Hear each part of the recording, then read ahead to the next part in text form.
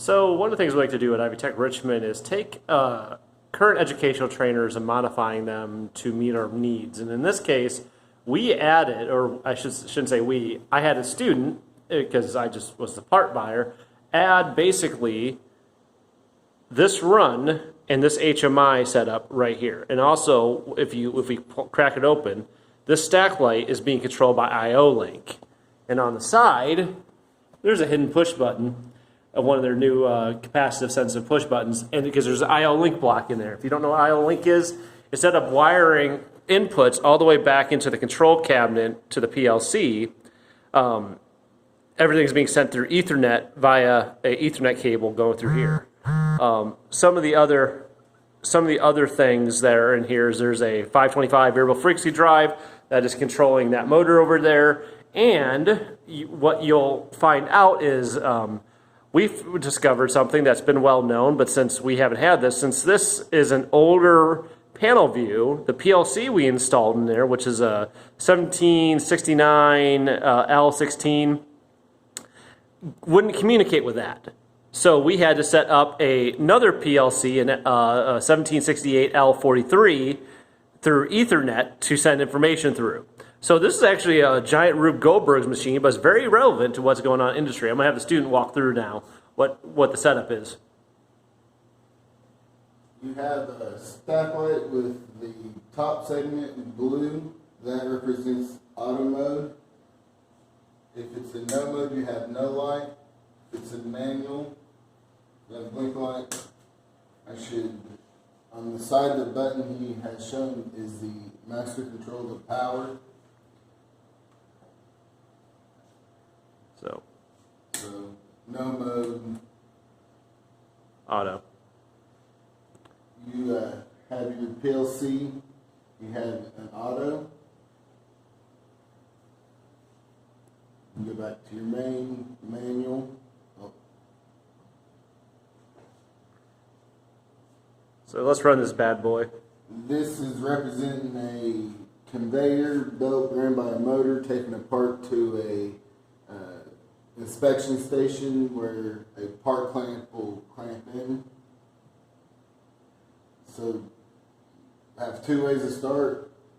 I can start with the start button or the panel view. Oh, I got to reset my faults first.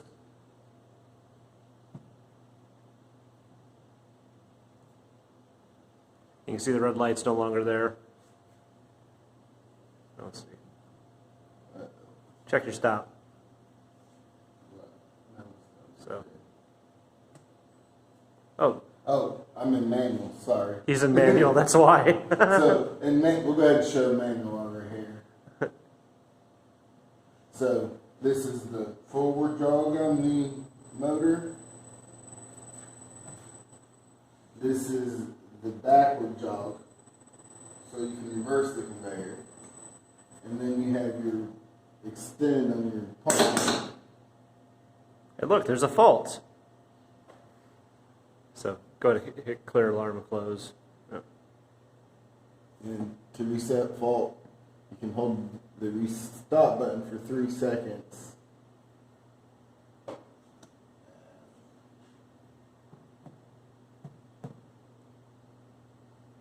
Should work. It was working. Well, this ain't gonna work because I ain't got a reset button on the manual. I ain't put that on there for that.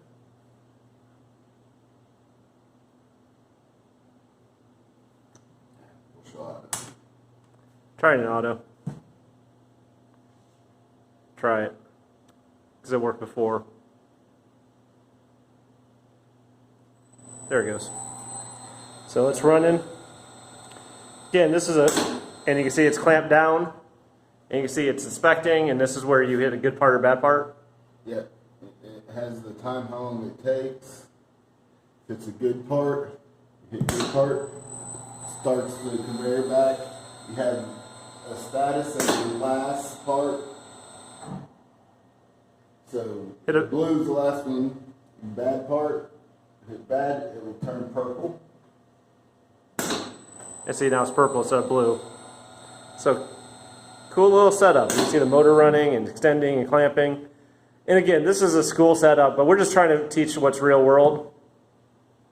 Trying to teach real world applications. It still has some debugging to do, but you know, this may look simple, but this took a while to do and to get set up. And you can see all of it running and being inspected. So pretty cool little setup, good addition, and a good way of utilizing IO-Link and network communications for Industry 4.0. So, cool.